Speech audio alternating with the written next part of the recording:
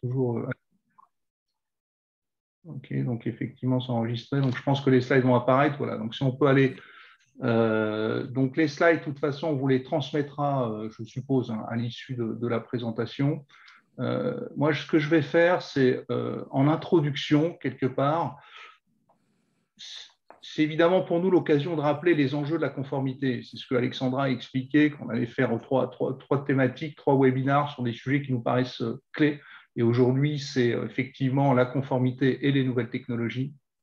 Donc, sur la gauche du slide, j'ai remis tout un tas d'enjeux qui ne sont pas tous reliés, évidemment, au niveau de technologie, mais c'est comprendre l'environnement dans lequel on est. Donc, premièrement, il y a de plus en plus de textes. Ça, je pense qu'autour de la table, il y a pas mal de professionnels de la conformité, vous le constatez,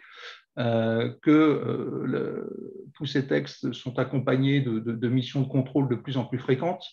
On a tous été sollicités lors de contrôles AFA notamment, hein, qui a fait un petit peu le tour de la place récemment, et les dispositifs de rémédiation sont en cours. Il y a la CPR aussi qui est plus présente. Hein. Je pense que vous avez assisté à la conférence du 25 novembre, donc on a eu aussi là quelques éléments importants. Il y a une approche aussi, je dirais, de la CPR, alors au-delà de la partie data, hein, on l'a vu avec la solution qu'ils ont présentée, Lucia, et ça fait le lien avec nouvelles technologies. On comprend qu'ils ont une approche un petit peu différente, donc ils travaillent directement les données, ce qu'ils ne faisaient pas forcément avant. Et surtout, ce que je note, ils ont une culture qui est plus, ils sont peut-être plus intéressés par les dispositifs, enfin, ils sont peut-être moins intéressés par les dispositifs en place que le résultat des dispositifs. C'est ce que vous voyez dans la partie gauche là, du framework à l'outcome. Avant, on était surtout à mettre en avant des dispositifs, des effectifs, de l'argent dépensé. Maintenant, bon, c'est toujours le cas, mais l'important, c'est le résultat de tout ça. Donc, c'est des contrôles, je dirais, plus orientés résultats. Et ça, c'est extrêmement intéressant. Dans le même temps, des clients mieux informés, plus exigeants, moins fidèles, et auxquels on donne en plus des possibilités de changer de fournisseur plus facilement. Malheureusement pour nous, vous le savez aussi, il y a toujours des conduites inappropriées qui subsistent. Hein, donc, c'est pour ça aussi que la conformité est là. Hein, si elle n'était pas là, il y en aurait probablement beaucoup plus. Mais enfin bon, on voit régulièrement des sujets sur la protection de la clientèle ou de la sécurité financière. Donc, toutes les mauvaises pratiques n'ont pas disparu. Et tout ça dans un contexte où on est plus sensible qu'avant à l'image et à la réputation. Les informations, vous le savez aussi bien que moi, circulent un peu plus vite, notamment sur la partie réseaux sociaux. Enfin, je dirais qu'il y a un impact également business model important. On l'a vu avec des marchages téléphoniques, clientèle à risque, des enjeux où on peut à un moment donné, pour des raisons de difficulté à maîtriser certains risques, décider de se séparer de certaines activités ou de ne pas entrer en relation avec certaines personnes. Tout ça dans un contexte de pression sur les coûts, effectivement, un petit peu partout. Il faut travailler mieux, il faut travailler plus efficacement. Et ça aussi, ça fait un écho, ça donne un écho très important aux nouvelles technologies qui ont aussi un rôle à jouer sur cette partie coût. Et dans un contexte où, effectivement, ce que j'appelle les lignes métiers, donc à la fois les lignes commerciales, les services de gestion, ont des temps qui demandent à être moins sollicités par cette fonction conformité, en tout cas qui demandent à être sollicités uniquement dans les cas de figure où il y a des risques qui sont avérés et réels. Donc, une volonté, un besoin de travailler efficacement avec ces lignes métiers via des filières, à travers des référents, et leur permettre effectivement de se consacrer au business et de participer évidemment à la maîtrise des risques, qui peut ralentir le business, mais uniquement quand on tombe sur des sujets qui ont été considérés comme risqués par tous. Tout ça dans un contexte d'indépendance de la deuxième ligne de défense. Donc ça, c'est un peu plus compliqué parce que souvent, ces référents relais, ils étaient rattachés fonctionnellement. On comprend que c'est un modèle qui est en train d'être challengé. On pourra revenir dessus. Et puis, pour conclure dans ces enjeux sur la gauche, donc la partie sociétale, donc RSE, donc vous voyez, donc les professionnels de la compliance, ils sont connectés, le savent. Donc il y a un rapprochement qui est en train petit à petit de s'opérer. Disons que la RSE s'intéresse aux risques dont on a la maîtrise côté conformité parce qu'ils sont obligés de communiquer dessus. Et puis évidemment, le dernier enjeu qui est technologique, qu'on retrouve peut-être un petit peu partout, mais la nécessité d'être plus réactif, de répondre plus vite et de s'appuyer sur les nouvelles technologies. Donc ça, c'est la partie des leviers sur la droite. Et aujourd'hui, effectivement, ce qui nous amène, c'est, je ne vais pas détailler les différents leviers, je pense qu'ils sont parlants pour tous. Je vais aller directement à ce qui est en vert tout en bas, qui est le sujet d'aujourd'hui, les nouvelles technologies. Alors, moi, personnellement, je trouve que, parce que nous, effectivement, dans le certificat de conformité dont parlait Alexandra, on a donné beaucoup de poids aux nouvelles technologies avec la FFA, avec Olivier, avec d'autres personnes, et ça me paraît très important. Effectivement, c'est un vrai terrain de jeu, les nouvelles technologies et la conformité. Vous connaissez les fintech, il y a les regtech, il y a énormément de cas d'usage sur l'automatisation des processus, sur la hiérarchisation des alertes, sur l'analyse des documents. Enfin, c'est vraiment un terrain de jeu. Donc ça, je dirais, c'est presque une des parties les plus intéressantes de la conformité. Et je dirais que le palier d'après, et je conclurai là-dessus, donc l'étape d'après, le palier d'après, le niveau de maturité suivant, c'est des collaborateurs qui reconnaissent plus rapidement les risques et qui engagent les bonnes actions. C'est être plus data-oriented, donc vraiment s'appuyer sur la data et la qualité de la donnée. Et évidemment, après, c'est cette partie de nouvelles technologies qui elle-même aussi bénéficie d'une data plus nombreuse et de meilleure qualité. Donc voilà, en termes d'intro sur les enjeux et les leviers de la conformité, je te propose, Olivier, de prendre la suite, si ça te convient. Merci beaucoup, Odilon. Bonjour à toutes et à tous et merci beaucoup, Alexandra, pour cette introduction. Je suis ravi de participer à ce webinaire aujourd'hui et j'avais cru, mais peut-être que je vais trop vite, qu'il y avait une question intermédiaire pour à introduire à nos participants. Oui, on va vous proposer un petit sondage pour savoir qui se trouve derrière leurs écrans. Là, on voudrait bien savoir qui est là dans la salle. Comme vous savez, nous, on ne vous voit pas et on est très curieux de savoir quelle est votre utilisation justement des nouvelles technologies dans le cadre de votre fonction. Précédemment aussi, on était curieux de connaître votre métier, dans quel univers vous évoluez. Je dis univers parce qu'Odilon a mis une slide, un petit fond d'écran qui se prête bien. Donc, Marie-Alexandrine, si tu peux lancer ces sondages auxquels vous pouvez répondre en un clic, de façon à ce qu'on puisse, en tout cas, à ce que Olivier adapte aussi son propos à votre... voilà. Est-ce que vous voyez bien le sondage ? Vous pouvez, dans le Q&R, vous pouvez vous manifester. Si vous le voyez, j'imagine que vous allez répondre. Je pense que ça ne fonctionne pas. Est-ce que certains d'entre vous... Ah oui, vous ne le voyez pas. D'accord. Merci, merci pour votre aide. Ce qu'on peut, c'est que peut-être... Je vais tenter de le relancer. Et alors, si vous voyez un sondage apparaître, Olivier, je te laisse continuer. Avec plaisir. Voilà, ça y est, on le voit là. Voilà. Donc Super, la question est, dans votre quotidien, quel est le niveau d'utilisation des nouvelles technologies? Et on vous propose 3 réponses, un niveau faible, un niveau moyen ou un niveau élevé d'utilisation des nouvelles techno dans votre écosystème. Donc, on serait ravis. Là, on voit qu'ils répondent. Là, donc effectivement, on a les participants qui répondent. Je ne sais pas, Olivier, si toi, tu vois les résultats en direct.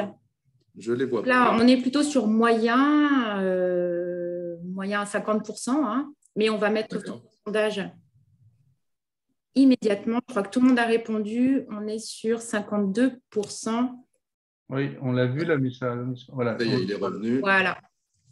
D'accord. Un tiers élevé, 50% de moyens, et on voit finalement qu'on est dans la règle du 80-20, mais du coup très favorable. C'est pour 80% des gens un levier élevé ou moyen dans votre quotidien et uniquement à hauteur de 17% faible. Donc là, je trouve que c'est une super nouvelle pour démarrer l'introduction de ce thème. Moi, ce que je vous propose, en fait, c'est de partager ce sujet en 3 étapes. La première, c'est un peu le contexte général du réglementaire dans son écosystème plus large.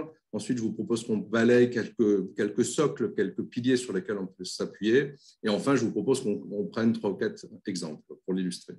Le premier, je pense que, et c'est vrai d'un point de vue, j'allais dire fonctionnel, mais c'est tout aussi vrai d'un point de vue technologique, il est important de comprendre que le réglementaire s'intègre dans un cadre beaucoup plus large. Il s'intègre, bien sûr, il respecte le réglementaire et il emmène toutes les thématiques qu'Odilon a déjà évoquées. Et donc ça, c'est vraiment des plus au passage pour les clients, et je pense notamment à la protection du consommateur ou à la lutte contre le blanchiment. Et donc du coup, quand on parle de ces thématiques, on voit que c'est vraiment au service du business que l'on fait tout ça. Et en fait, j'insiste, quand on dit qu'on fait tout ça au service du business, c'est vrai, bien sûr, pour nos clients, mais c'est tout aussi vrai dans l'écosystème et dans l'architecture informatique. Tout ça doit s'organiser très facilement, très simplement au service du business. Le troisième point, je pense qu'il était quand même important d'évoquer aussi, c'est que tout ça, ça se fait au service de l'efficacité opérationnelle.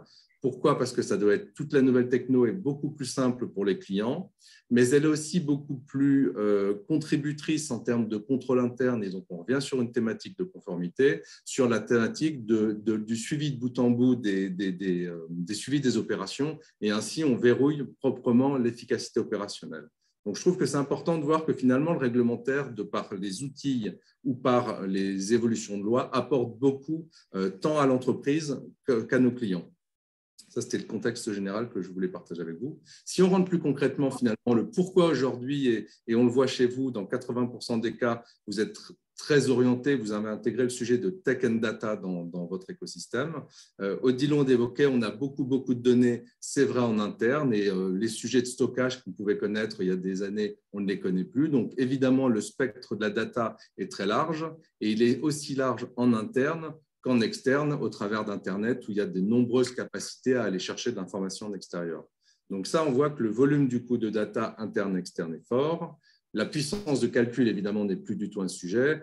Et au passage, quand on regarde le monde extérieur, on peut avoir deux types d'outils à notre disposition. Les sujets d'intelligence artificielle et toute leur graduation. Je pense le plus simple, on peut utiliser des robots et là, ça automatise des tâches simples. On peut aller bien sûr jusqu'au deep learning où là, on va exploiter de la donnée image. Donc, on voit que le spectre de toute cette techno est très vaste.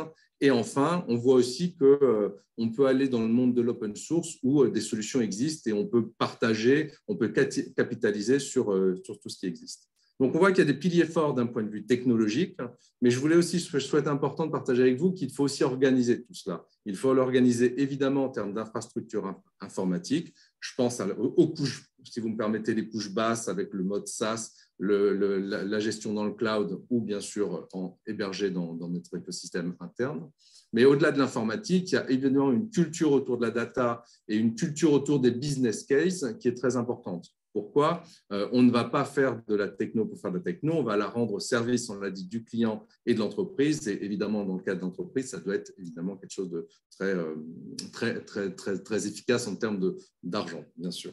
Donc voilà, tout ça, je pense que c'est des piliers forts technologiques, une organisation à mettre en place pour bien structurer tout cela. C'est vraiment le terrain de jeu, vraiment l'actualité qui nous permettra d'apporter beaucoup. Je fais une parenthèse sur la partie des nouvelles technos. On l'évoquait avec Odilon, il y a plein de RegTech qui existent et quand on parle de nouvelles techno, on peut en trouver bien sûr en France, un gros vivier en France, mais beaucoup aussi au Moyen-Orient et aux États-Unis. Donc on voit que la réflexion elle est vraiment mondiale et il y a des opportunités sur beaucoup de territoires.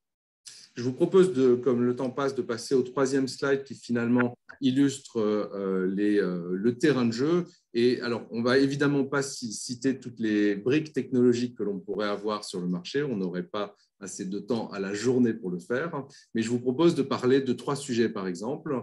Le KYC, qui est vraiment un sujet que l'on connaît, la connaissance client, et celle-ci, elle concerne aussi bien les personnes physiques que les personnes morales. Parlons des personnes physiques. L'idée, c'est de simplifier ces processus de connaissance client. Et donc, on pense tout de suite à des briques d'intelligence artificielle pour lire par exemple, pièces d'identité et de faciliter la vie en termes de qualité de la donnée, puisqu'on aura la complétude et la qualité de la donnée collectée. Donc, ce sera beaucoup plus simple. Et donc là, c'est vraiment un terrain de jeu très facile. Ça, c'est sur le domaine de la personne physique et de nombreuses briques existent sur le marché.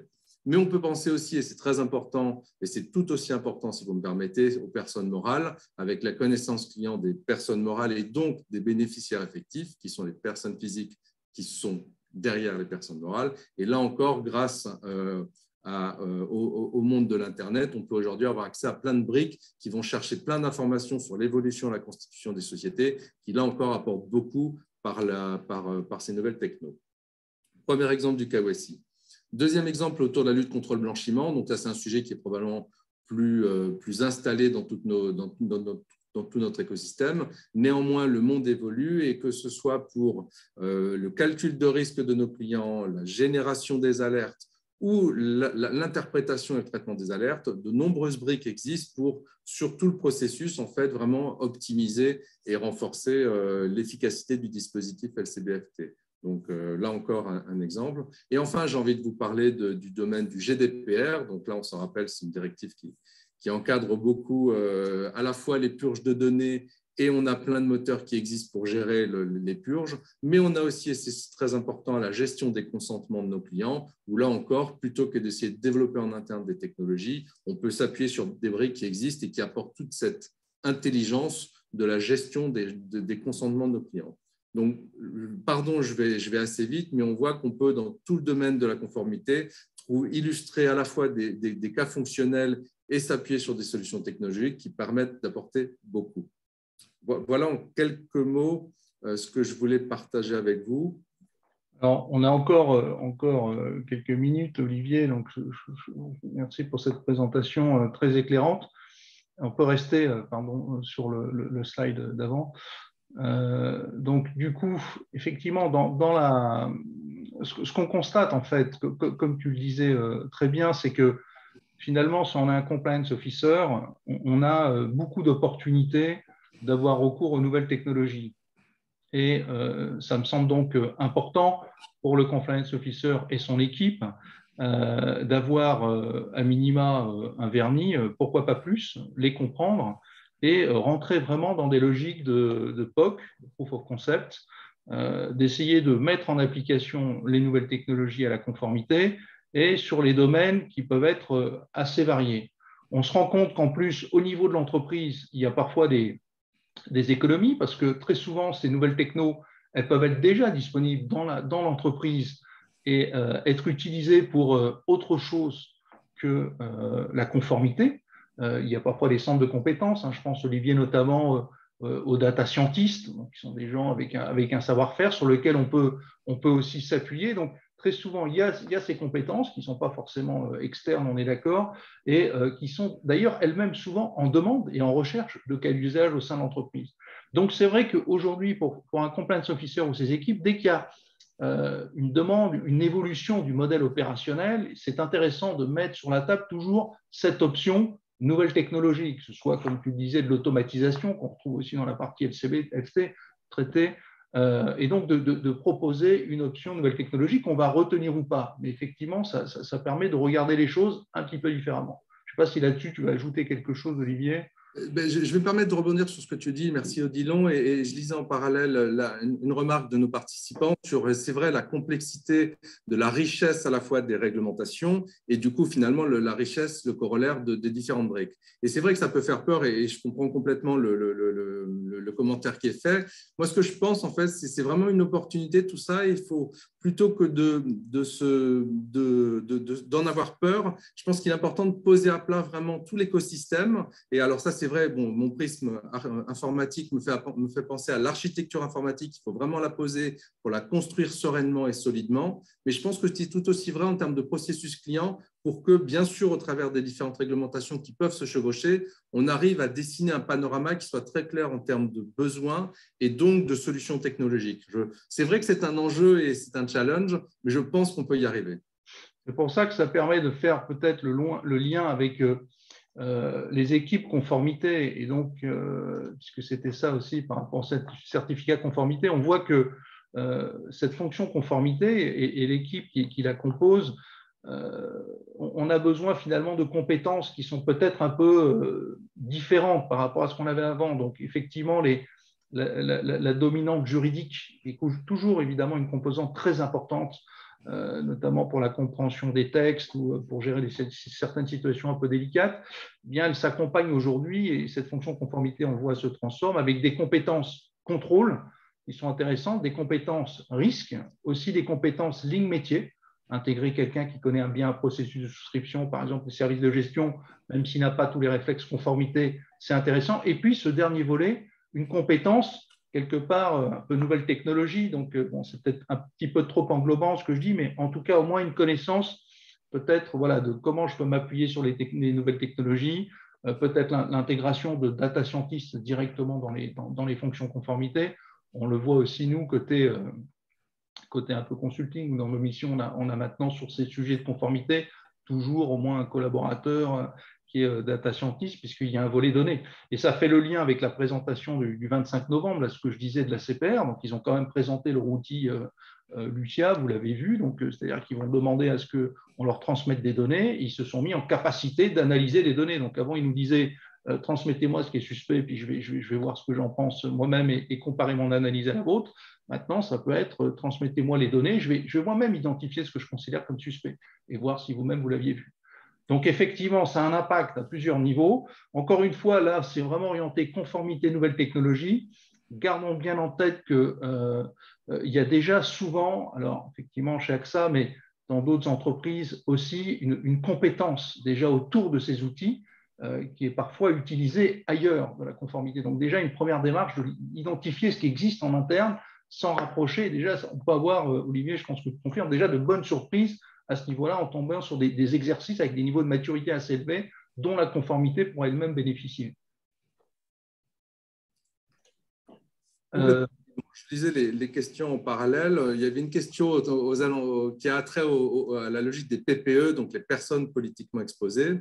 Bien sûr qu'avec alors la nouvelle technologie ne va pas faire de miracle dans ce domaine, bien entendu, mais je pense que ce qui est important, c'est qu'on sait que les PPE, les personnes politiquement exposées, on a des listes qui existent et tout l'enjeu, c'est de rapprocher des connaissances de PPE, de fichiers externes, vers la connaissance de nos clients. Et l'un des enjeux clés, je pense, c'est notamment de bien connaître nos clients et de disposer de toutes les informations sur ces personnes. Et au travers des nouvelles technologies, et notamment par la collecte complète et qualitative de toutes les données, ne serait-ce que de l'identité du KYC qu'on évoquait, on peut vraiment accélérer sur l'amélioration du traitement des PPE et de leur détection. C'est sur la personne physique et je pense que c'est vraiment important de l'avoir à l'esprit. Voilà, je voyais une deuxième question et je vais essayer d'y répondre en temps réel sur des exemples concrets d'outils qui peuvent être utilisés dans les domaines du réglementaire. Un qui me vient à l'esprit, c'est vraiment une petite pépite anglaise qui permet de faire la gestion des consentements en fait, dans le cadre du GDPR justement. Et honnêtement, oui, il en existe plein. Je pense à celle-ci. Dans le domaine des reporting, voire de la co-construction de normes, on l'évoquait, Odilon évoquait la conformité, donc l'enjeu de ces activités, c'est notamment de co-construire des normes avec les équipes métiers à plusieurs. Et là, il y a des vraies pépites technologiques qui permettent de la co-construction de documents entre équipes, qui est une vraie avancée et qui permet de gagner du temps et d'apporter beaucoup d'efficacité dans toutes les opérations. Donc, je pense, et peut-être, pardon si je n'aurais pas assez précisément la question, on peut avoir des pépites technologiques pour aider au processus assurantiel, mais aussi pour aider les processus en interne dans l'entreprise et pour le métier de la conformité. Ok, donc on va peut-être repasser la main à Alexandra, le temps passant. Peut-être une dernière question, je vois. Donc effectivement, sur les bénéficiaires effectifs, c'est un sujet.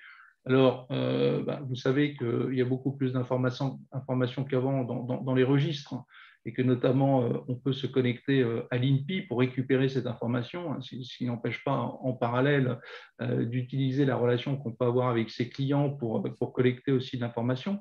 Et d'ailleurs, à un certain moment donné, il faut comparer l'information qu'on a obtenue par rapport à celle qui est disponible dans l'INPI.